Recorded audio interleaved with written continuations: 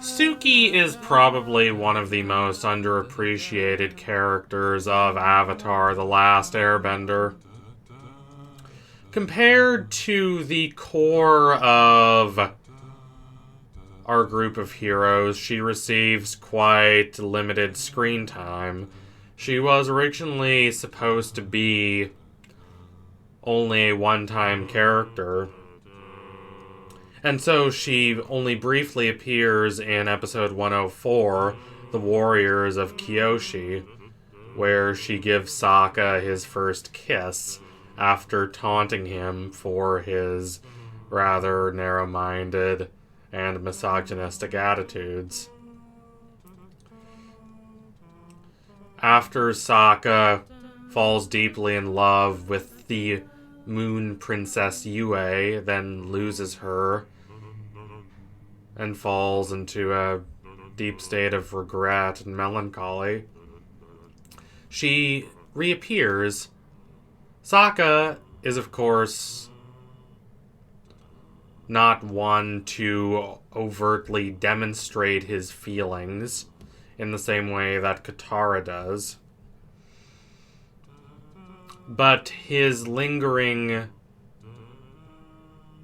melancholy and lingering sorrow about Yue manifest when he re-encounters Suki.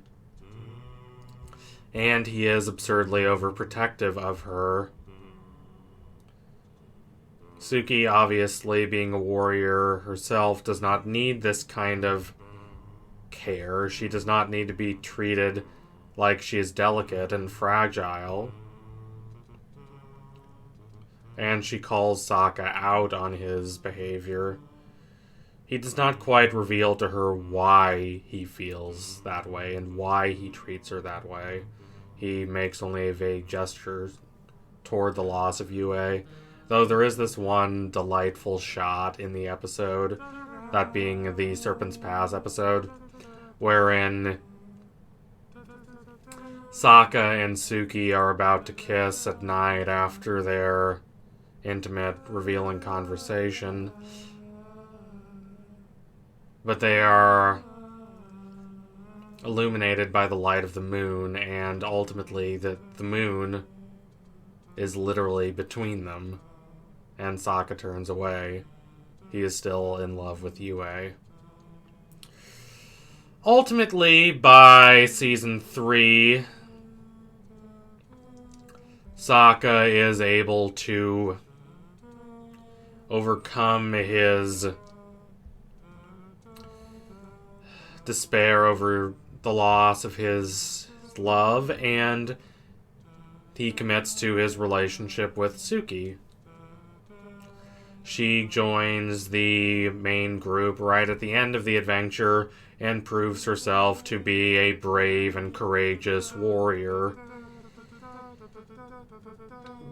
But she does not really have more of a character than that. She does not have any major flaws. And as a result, she is not quite as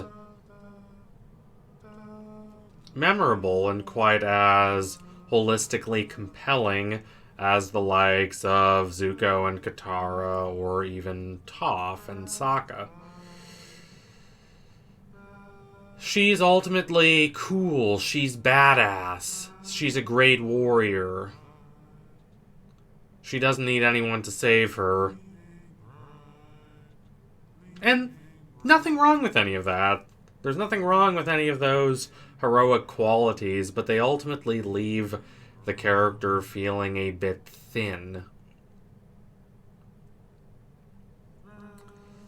I know a lot of fans who deeply care about this relationship and deeply want the two of them to succeed, but discussions of it are not as substantial as, say, the discussions one gets about Aang and Katara.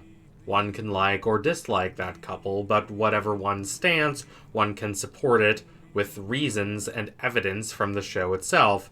But in the case of Sokka and Suki, they simply do not spend enough time together. in order to really build this fully robust relationship. From what the show reveals, they fit each other quite well. They care about each other. They work well together. Once Sokka is able to overcome his overprotective instinct toward Suki, that really has much less to do with her and much more to do with his last love. The two of them have very little friction, which is good. Obviously, one would prefer less friction as opposed to more in a relationship, but it does mean the relationship feels a bit like an outline.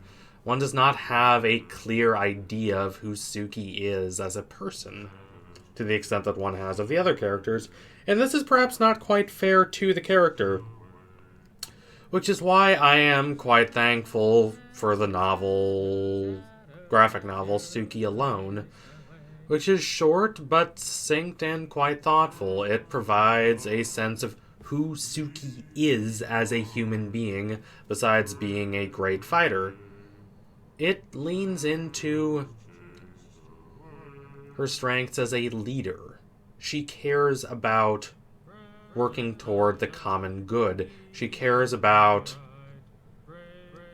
allying herself with other people with whom she feels that she shares common interests, and ultimately devoting herself with that group of like-minded individuals to the benefit of them all.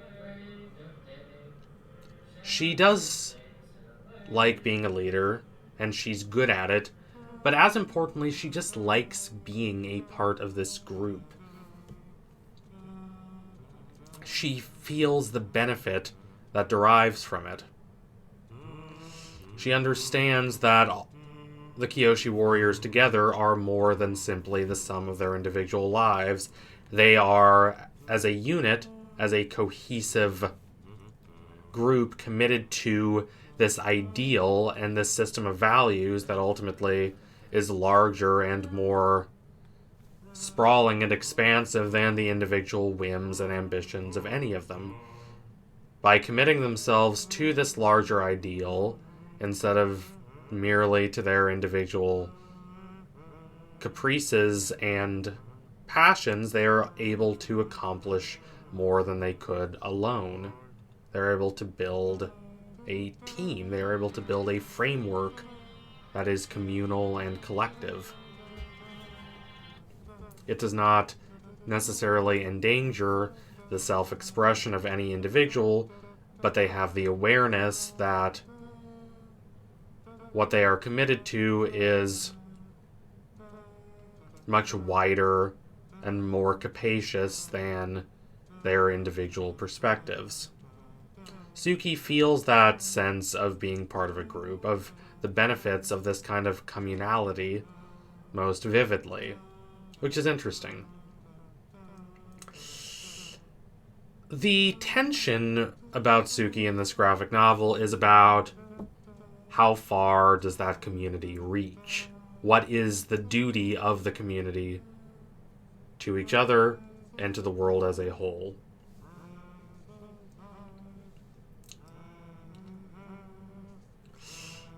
And that's an interesting conflict, and it's one that is very Avatar. The best manifestation of this is in Season 3 of The Legend of Korra, where Zahir, aside from being an anarchist, is a symbol of this ideal of detachment, of freedom from any commitments and any obligations to factions or governments or organizations. Zahir states quite openly that in an ideal world, one's only allegiance should be to himself and those he loves.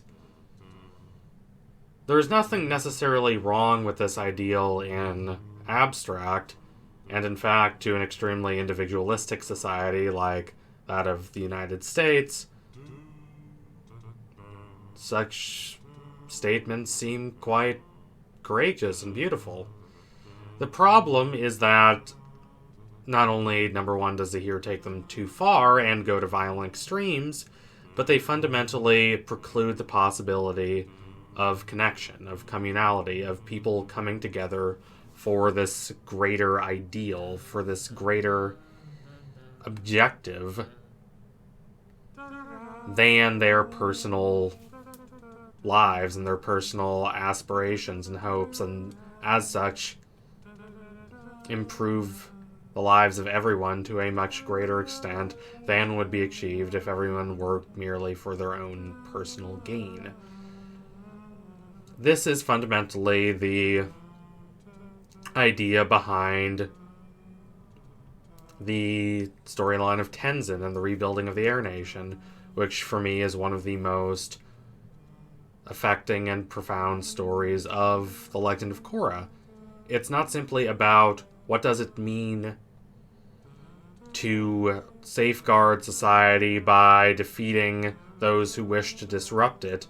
It's a much more philosophical question of how to build a society, how to convince people to forego ease and pleasure and their own immediate individual satisfaction and commit themselves to this greater whole, to this greater ideal and organization, and thus build something and feel connected and linked to something far beyond their individual selves. This is a really interesting conflict, and The Legend of Korra is not the kind of show to simplify or exaggerate it. It demonstrates how difficult it is for Tenzin to build that organization, how overly idealistic and reductive his hopes about the revitalization of the Air Nation really are. He cannot simply assume that others will share his values. He cannot simply assume that others will innately be as committed to the restoration of the Air Nation as he, for personal reasons, has cause to be. Instead, he must convince them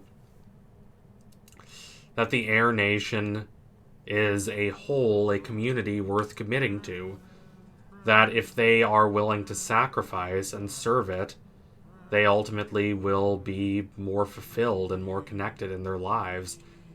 That they will benefit themselves in a larger and more long-term way if they're willing to commit themselves to the benefit of the group, of the benefit of society as a whole. It's interesting. It's a thoughtful and affecting storyline, and Suki alone tries to do something a bit similar.